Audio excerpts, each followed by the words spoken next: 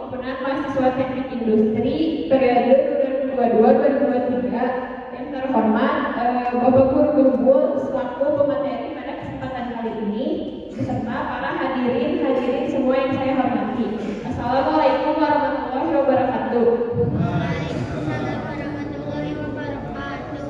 Pertama-tama adalah kita panjatkan kehadiran suci kepada Allah Subhanahu wa taala yang telah memberikan rahmat dan hidayahnya kepada kita semua sehingga kita semua dapat berkumpul pada kegiatan kajian akbar pada kali ini. Tidak lupa juga sholawat serta salam kita curahkan kepada junjungan besar Nabi Muhammad SAW, kepada para sahabatnya, keluarganya, tabi'in dan tabi'at hingga kita selalu umatnya hingga akhir zaman. Pertama izinkan saya Sarah kita selaku pembawa acara pada pembukaan kajian akbar kali ini untuk menyebutkan rangkaian pembukaan pada kajian akbar kali ini. Yang pertama itu ada pembukaan, yang kedua ada pembacaan ayat suci Al-Quran, yang ketiga ada sambutan kedua pelaksana, yang keempat ada yang keempat itu ada sambutan ketua umum himpunan mahasiswa teknik industri, yang selanjutnya itu ada sambutan koordinator kemahasiswaan, selanjutnya itu ada pemberian plakat, dan yang terakhir itu ada pemberian secara simbolis donasi dari HMTI kepada Yayasan Hujan Amanah. Pertama-tama ini kita akan ada pembukaan. Untuk pembukaan ini akan disambut oleh koordinator kemahasiswaan yaitu Bapak Bapak Dr. Arif Arkan Igram MT IPM.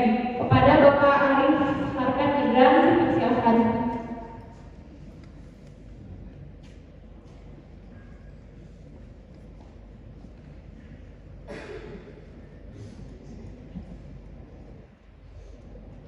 Anak-anakku sekalian, kepada hadirin yang saya hormati, Assalamualaikum warahmatullahi wabarakatuh. Waalaikumsalam warahmatullahi wabarakatuh. Kita panjatkan puji syukur kehadirat Rabbi yang telah mempertemukan kita dalam silaturahmi ini ya. Ini sangat mungkin waktunya ya sudah mendekati 10 hari menjelang Lebaran. Para mahasiswa sudah banyak yang mudik, tapi alhamdulillah masih ada yang sempat hadir. Mudah-mudahan dari para alumni juga bisa hadir ya. Ada beberapa mungkin yang bisa hadir, mungkin masih di jalan macet.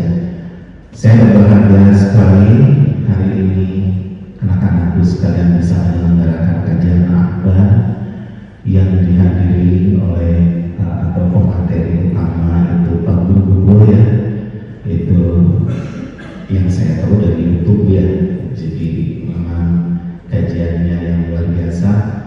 Alhamdulillah katanya beliau sudah ada di tengah-tengah kita. Mudah-mudahan kita bisa mengambil hikmah, manfaat dan juga ilmu yang berguna ya dari paparan beliau.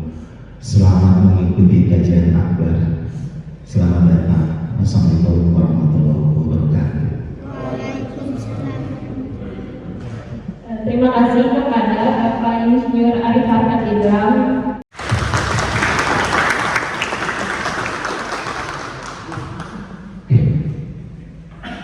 Mungkin poin apa yang lebih lanjut menyampaikan yang disampaikan oleh Pak Guru langsung sekarang. Mungkin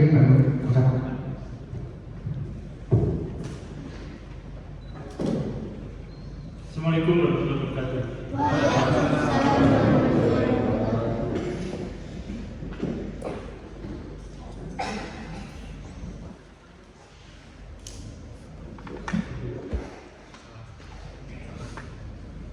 Apa suara saya terdengar atau ini mic-nya? Di ruangan kalau suaranya menyiksa kuping. mungkin lebih dekat sedikit di depan karena ya. Cek. Segini aja lah ya. Iya Pak. Kalau mungkin dekat sedikit nanti kegedean seperti itu. Iya,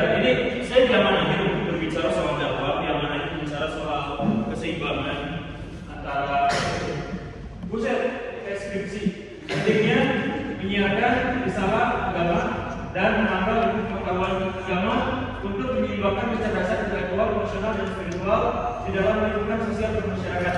Kalau teksnya ditutup, ada yang hafal nggak? Gila ya? Nah, ini adalah salah satu bukti kegagalan dakwah. Kalau dakwah ternyata tidak bisa disampaikan kepada orang dengan sekali langsung menerima, itu berarti gagal dakwahnya. Ini berarti yang bikin judul ini gagal dakwahnya. Gagal syiarnya.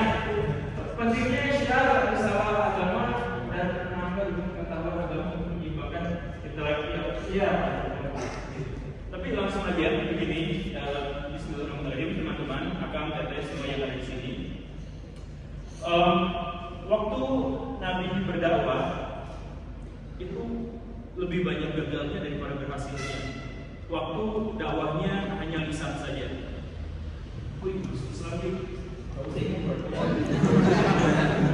Islam yuk. Nah, yang kayak gitu, itu ternyata yang bisa masuk ke dalam Islam itu cuma 1.000 orang, dan setengahnya itu adalah orang-orang yang hubungannya dekat dengan Nabi. Jadi keluarganya, sahabat waktu kecilnya, budak yang dibebaskannya, pokoknya mah yang dekat-dekat gitu.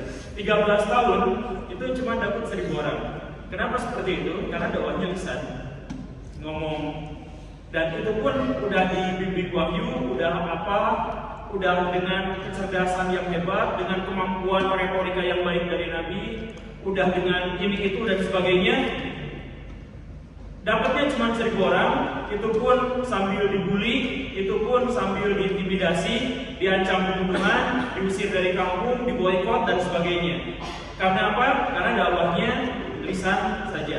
Tapi kemudian Nabi melakukan dakwah yang lebih, karena memang ada kesempatannya. Dengan apa?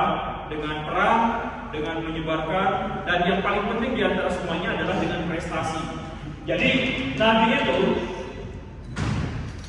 bertemu dengan orang-orang Arab yang pada waktu itu kebanyakan berkata seperti ini. Udah pernah dengar nggak ada dakwah Nabi Muhammad? Udah? Masuk akal nggak? Bahwa Tuhan itu esa, Dia tempat tergantung segala sesuatu, tidak diciptakan, tidak ada patutnya. Ya memang masuk akal. Mau masuk Islam nggak? Enggak.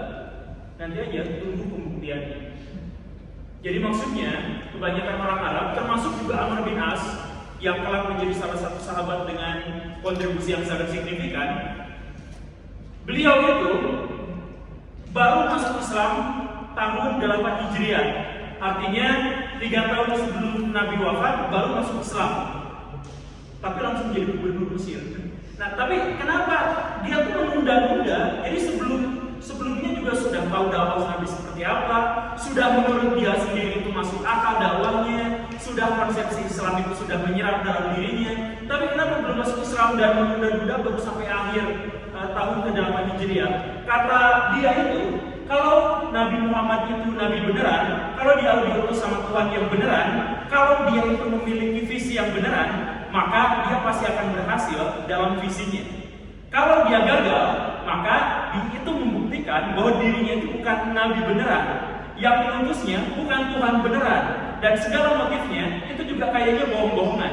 Karena apa? Karena gagal.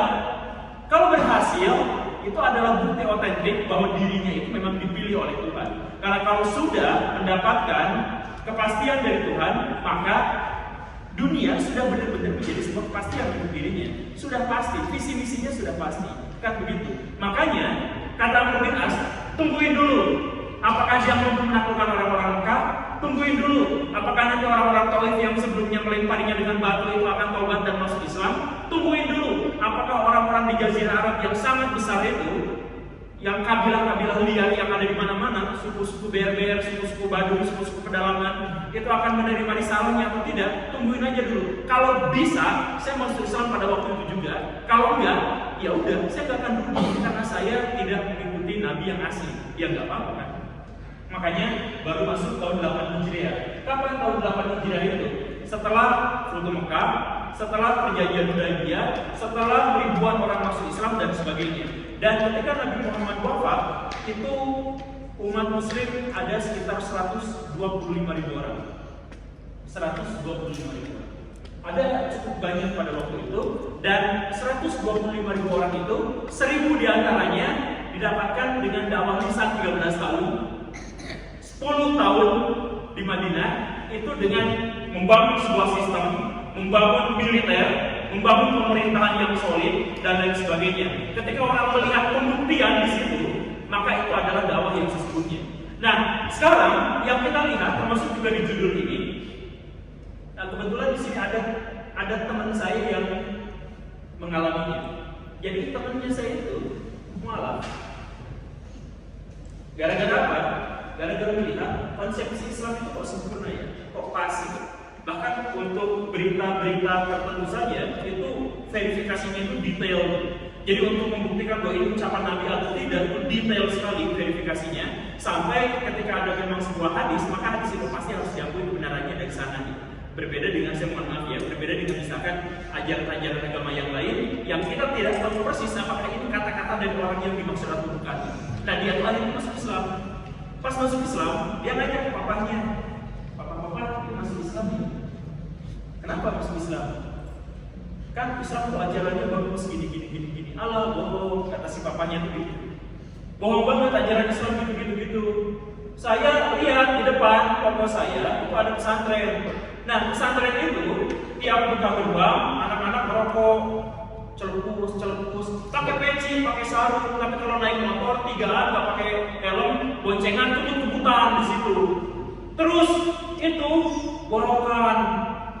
Kenapa? Karena air wudhunya tuh bareng-bareng sekolah banyak kan, gitu. Kalau yang udah hijau, gitu, udah limbah dipakai juga di situ dan lain sebagainya. Nah, kata si bapak yang malaf itu, bapak malaf teman saya itu, yang paling penting itu bukan lisan. Kalau ngomong, "Pak, Islam itu ajaran yang sempurna, begini. Kalau ngomong gitu semua juga bisa. Yang paling penting itu bukan itu, yang paling penting itu perbuatan, tindakan, perilaku. Itulah dakwah yang sesungguhnya.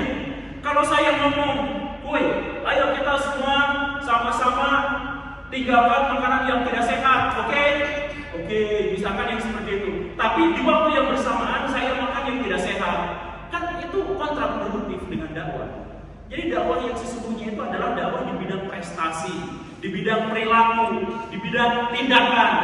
Jadi ketika ada orang yang misalkan, "Ayo kita masuk ke dalam Islam itu bagus, ini lihat Islam itu indah buktinya dan sebagainya," tapi ngelihat pesantren ternyata anak-anaknya merokok di mana-mana, asapnya disebar-sebarin ke orang, naik motor kebut-kebutan, bagaimana ceritanya itu bisa menjadi sebuah dakwah?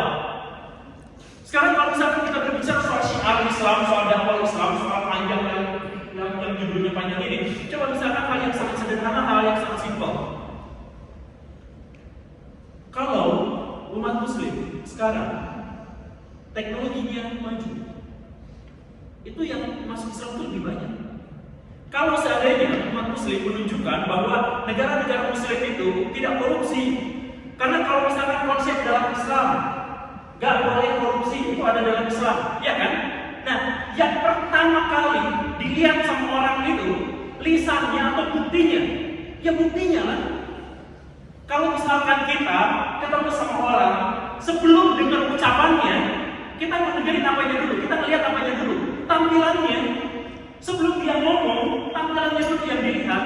Sebelum dia ngomong, capaiannya dulu yang dilihat. Nah, kalau misalkan kaum muslimin sekarang ngomong psikologi dia nggak ngerti, ngomong soal kimia dia nggak ngerti, ngomong soal manajemen dia nggak ngerti, tiba-tiba dia ngomong soal ayo kita masuk ke dalam Islam karena Islam adalah ajaran agama yang kafah. Mana pembuktiannya? Kan yang paling penting itu di situ. Nah, ini judulnya udah menyalahi, udah mengkhianati visinya sendiri. Makanya saya mau marahin panitia. Saya marahin. Mau nggak dimarahin? Ya, saya nggak mau marahin. Masa marahnya di sini di tempat kita main smackdown.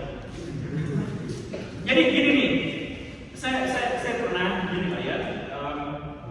Saya juga punya kenalan banyak teman-teman yang Nasrani. Saya punya banyak kenalan orang-orang Buddhis. Bahkan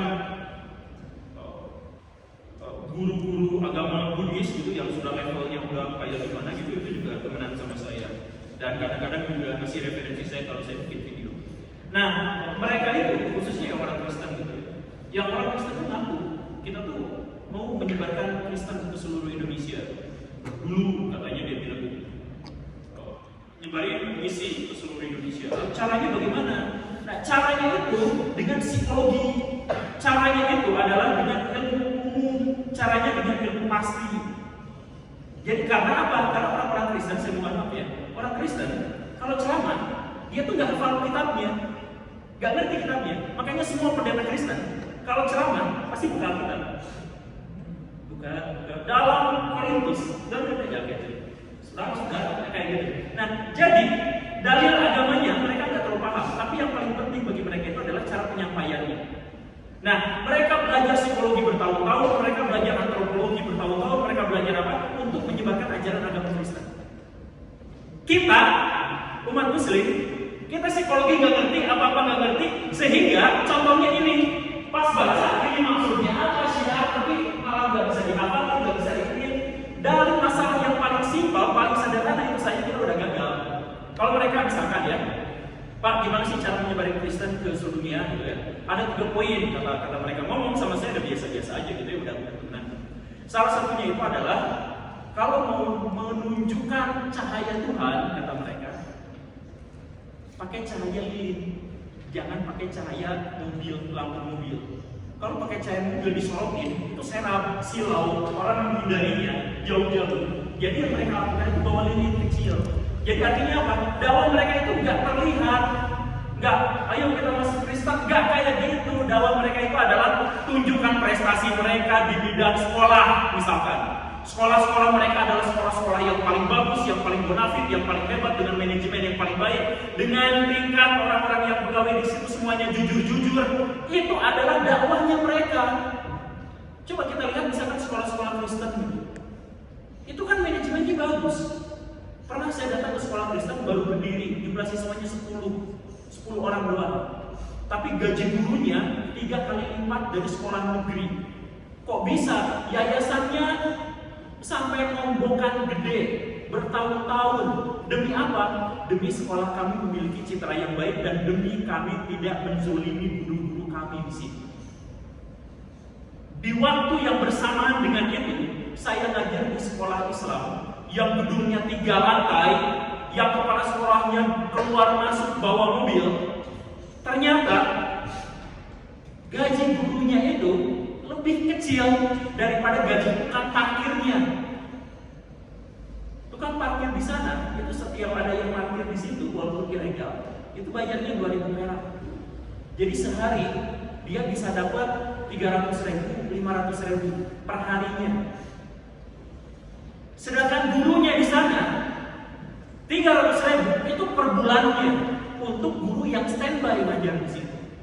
Nah, ini artinya apa? Dakwah kita gak jalan di bidang itu. Karena apa? Karena yang dimaksud dengan dakwah, yang dimaksud dengan syiar Islam kayak gini. Saya datang diundang pakai peci, pakai kacamata, pakai jenggotan. Kemudian orang-orang duduk dengar diam di depan saya. Itulah yang dimaksud dengan syiar. Apa yang dimaksud dengan syiar itu? Ada ustaz yang diundang dengan tarikh kesekian masuk ke dalam sebuah masjid, kemudian ngajarin ini hukumnya begini, ini hukumnya begitu. Terbatas sampai hanya sebatas itulah syiar Islam yang kita kenal sekarang. Syiar Islam adalah mensyiarkan Islam kepada orang Islam agar orang Islam yang dimaksud masuk ke dalam kelompoknya. Kan gitu. Nah, dakwahnya mereka nggak ngomong gitu, nggak bikin silau seperti itu. Mereka bikin sekolah yang bonafit, yang keren, yang bagus, sehingga orang-orang yang Islam sekalipun, yang Hindu, yang Buddha sekalipun, kalau nyari pendidikan yang bagus, masuknya terpaksa ke situ. Karena apa? Karena sekolah itulah yang menampilkan dakwah Kristiani dalam tanda kutip yang bagus. Kemudian mereka berdakwah dengan cara apa? Dengan bikin perusahaan-perusahaan yang bonafit. Sekarang kita lihat perusahaan-perusahaan yang paling besar di Indonesia, kebanyakan punyanya non-Muslim. Dan yang non-Muslim itu apa? Nyumbang ke gerejanya gede-gedean. Akhirnya apa? Semuanya makmur dan akhirnya kita semua yang Muslim ketika melihat orang-orang Kristen, saya mohon maaf ya, karena ini memang pengakuan orang Kristen.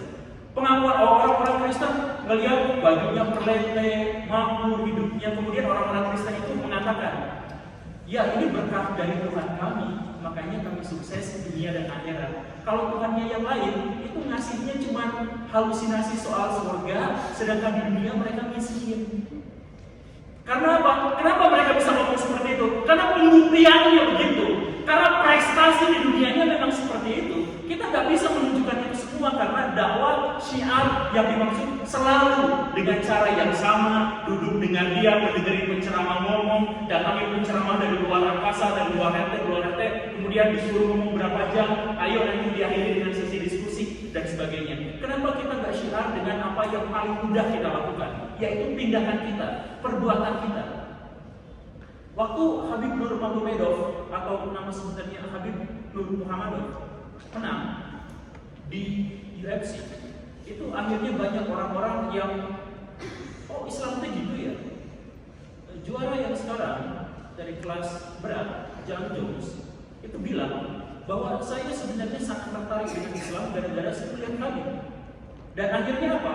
Akhirnya walaupun sampai sekarang dia agamanya masih gak jelas antara Katolik ke ateis, tapi dia menggunakan atribut-atribut keislaman. Juara UFC Jan Jones sekarang itu kalau ngomong, Masya Allah, Alhamdulillah, Insya Allah, jenggotnya dipanjangin. Ditanyain sama orang, kenapa jenggotnya panjang? Saya lihat masuk Islam kan sekarang dengan kondisi yang seperti itu. Padahal Habib itu nggak pernah ngadain ceramah kayak gini terus kayak udah kayak dia enggak. Dia dakwahnya lewat mana? Ya lewat olahraga. Terus lihat yang lain, Muhammad Ali. Ada berapa banyak orang yang masuk Islam gara-gara Muhammad Ali? Padahal Muhammad Ali nggak pernah ceramah di masjid soal bagaimana caranya masuk Islam, enggak. Dia hanya berolahraga, kemudian dia menunjukkan kepada masyarakat dunia bukan soal keislamannya, tapi soal kemanusiaannya. Ketika Muhammad Ali itu dipaksa oleh pemerintah Amerika Serikat untuk ikutan dalam wajib militer, Muhammad Ali menolak. Kenapa saya ikutan wajib militer? Karena kita harus berperang melawan Vietnam, kata pemerintah Amerika Serikat. Saya nggak mau melawan Vietnam. Kenapa saya nggak mau melawan Vietnam, membela negara saya melawan Vietnam? Ngapain saya membela sebuah negara yang rasis pada saya, yang menghardik orang-orang kulit hitam, yang tidak peduli pada keadilan sosial, yang selalu marah-marah hanya gara-gara diskriminasi? Kenapa saya memilih negara yang seperti itu? Saya lebih memilih kemanusiaan daripada memilih negara saya. Kata-kata Muhammad Ali itu sedikit pun gak ngomong soal Islam, sedikit pun gak ngomong apa, tapi orang-orang langsung melihat inilah citra Islam yang sesungguhnya. Banyak orang Islam, banyak orang yang masuk Islam gara-gara itu. Di antaranya siapa? Pemain basket Abdul Jabbar. Dari pemain basket Abdul Jabbar, karena dia bintang, dia juga akhirnya menularkan orang-orang supaya masuk Islam juga dan sebagainya. Mike Tyson, namanya Mike Tyson, tapi nama sebenarnya sudah diganti jadi Abdul Aziz. Nah, dia Muslim. Kenapa dia Muslim? Dia terinspirasi oleh Muhammad Ali. Pas Islam kemudian dicerca gara-gara banyak Islamofobia dan sebagainya, Mike Tyson ditanya sama seorang wartawan, kenapa lu masih aja Islam? Islam udah kelihatan bentuknya kayak gitu. Ya, saya Muslim. Yang kalian lihat soal Muslim itu yang bentuk-bentuknya, yang Muslim-Muslimnya, ya saya Islam, saya nggak peduli sama mereka semua. Seperti itu. Jadi dia tetap bertato, sampai sekarang dia jualan ganja dan sebagainya, misalkan Mike Tyson, tapi akidahnya tetap betul. Nah, kenapa bisa seperti itu? Karena dakwah yang dulu itu, yang disebarkan itu adalah dakwah yang menyeluruh, yang gak ada sekat-sekatnya, yang gak pernah kenal ini ada ilmu dunia, ilmu akhirat, gak ada sekuler-sekuleran kayak gitu. Jadi kalau belajar manajemen, belajar teknik industri, itu ilmu duniawi, sedangkan belajar namun sorof, fikih, balago, itu ilmu akhirat. Gak ada cerita dalam dakwah yang seperti itu. Islam itu gak pernah sekuler, gak pernah memisah yang seperti itu. Jadi dengan jadi teknik industri bisa berdakwah dengan cara apa? Menjadi berprestasi di bidang itu, kemudian tunjukkan pada masyarakat sebagai seorang Muslim saya bisa berprestasi. Bahkan ketika saya tidak usah mengucapkan kata-kata Islam, tidak usah mengucapkan kalimat-kalimat yang seperti apa, dia sudah berdakwah dengan perilakunya. Dan dakwah dengan perilaku seperti yang Nabi contohkan, itu dapat 125.000 orang dibanding dakwah Ihsan 13 tahun 1.000 orang, dan itu pun orang-orang terdekatnya saja. Jadi jangan ada istilah keseimbangan seperti ini, coret nih. Risalah agama menambah ilmu pengetahuan agama. Emang ada ilmu pengetahuan yang bukan agama? Emang matematika bukan ilmu agama? Kalau matematika bukan ilmu agama, bagaimana caranya kita bikin masjid? Gimana caranya kita menentukan bulan Ramadan itu jatuhnya kapan? Bagaimana cara kita mengukur zakat itu gimana? Ilmuwan yang paling terkenal di dunia Islam, Al-Khwarizmi, yang sekarang ilmunya dipakai dalam algoritma itu, dia kenapa jadi ilmuwan besar? Gara-gara dia menghitung zakat tapi susah. Dia nyari rumusnya gimana, dan akhirnya jadilah algoritma seperti yang sekarang. Artinya tidak pernah ada ilmu dunia, ada ilmu akhirat, itu nggak pernah ada.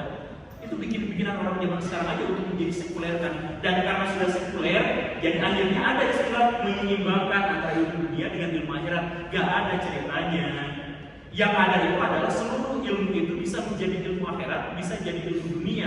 Tergantung pada apanya, tergantung pada niatnya. Itu sering saya sampaikan di berbagai forum. Jadi di bukunya Al-Ghazali itu di Ihya Ulumuddin itu, dia katakan ilmu fikih itu ilmu dunia, ilmu balaghah itu ilmu dunia, ilmu syair Arab itu ilmu dunia, bahkan ilmu hadis itu ilmu dunia. Kalau ilmu itu digunakan untuk jadi ustadz, keliling kemana-mana, menjadikan ustadz profesinya itu sebagai mata pencaharian, itu ilmu dunia. Yang gak apa-apa, gak dosa, itu halal, ilmunya itu halal. Dia dapat duitnya itu halal, tapi itu ilmu dunia. Ilmu akhirat itu apa? Belajar matematika, tapi ikhlas untuk Allah. Belajar fisika, tapi untuk kemanfaatan umat manusia. Itu jadi ilmu akhirat. Jadi yang membedakan ilmu dunia dengan ilmu akhirat itu sebenarnya bukan mata pelajaran apa, tapi niatnya apa, dan karena itu manfaatnya jadi apa. Seperti itu. Nah, karena sekarang kita sudah dikotomis, sudah sekuler yang tadi itu, maka kita sibuk sekarang itu untuk menyeimbangkan. Datang ke SDT, slogannya menyeimbangkan ilmu dunia dengan ilmu akhirat. Jadi gimana caranya? Belajarnya 2 kali lipat lebih lama. Ilmu dunia, matematika yang dikurumkan oleh pendidikan nasional 4 jam, ilmu agama 4 jam. Sekuler, karena sekuler jadi capek, dua-duanya dikembangkan. Dan padahal apa? Padahal seharusnya adalah kalau ada ahli di bidang matematika, ya sudah cukup yang di sini di bidang matematika, tapi harus ikhlas, tulus, dan fokusnya adalah untuk kebaikan masyarakat, termasuk kucing juga masyarakat.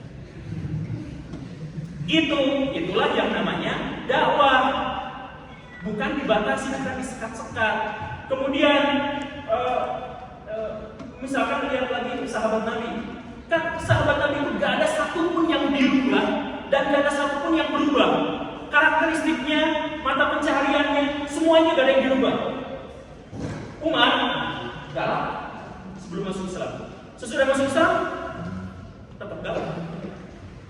Bedanya objek galaknya siapa? Dulu objek galaknya itu adalah siapapun yang menentang egonya. Sesudah masuk Islam, galaknya itu kepada siapapun yang menjadi orang jahat, tapi tetap galak. Amr bin As itu liciknya luar biasa. Sebelum masuk Islam dia licik, sesudah masuk Islam tetap dia licik. Tapi sesudah masuk Islam, liciknya itu digunakannya untuk apa? Jadi liciknya sama, dan Nabi tidak pernah mengubah apapun. Karena apa? Karena setiap orang sudah ada bagiannya.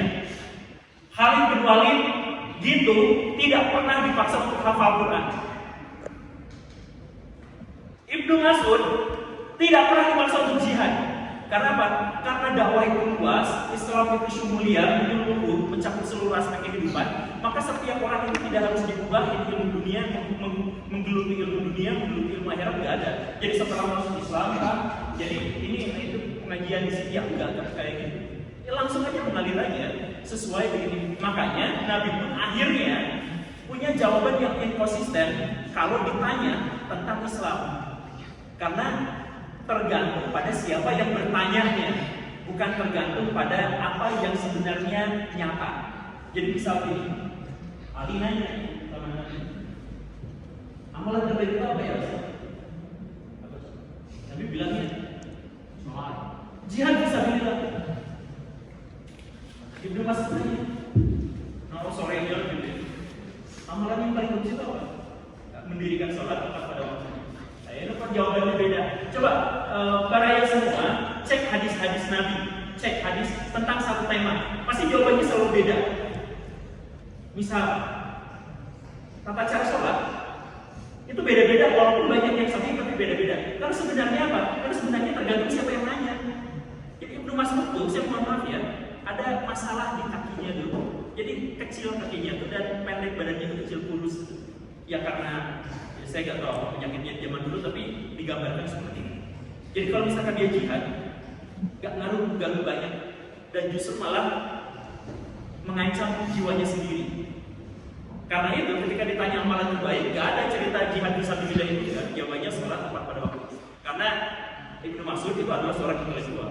Tapi kalau yang bertanya adalah Ali itu pendekar.